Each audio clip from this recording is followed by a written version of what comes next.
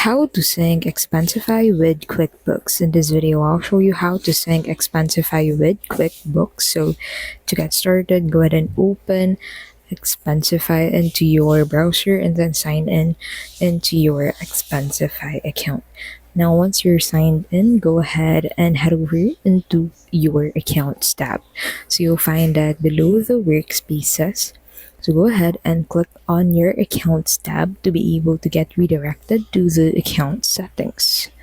So once you click on it, that will take you into this section. So in here, head over into the subscription tab and then go ahead and click on explore all plans. And then from here, go ahead and upgrade your plan.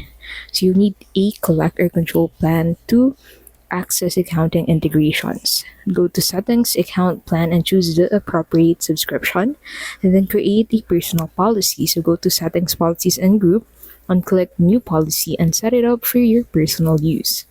Now after that, connect to QuickBooks. In your policy, go to connections, click on connect to QuickBooks Online, and then sign in into your QuickBooks account and authorize the connection. And then after that, you need to choose how expenses should export as expenses, checks, or journal entries, and then map categories to QuickBooks accounts, tags to classes or locations, and people to vendors or payees. And then after that, submit a report in Expensify and then go to the report and click export to QuickBooks. And your expenses will appear in QuickBooks under the map accounts.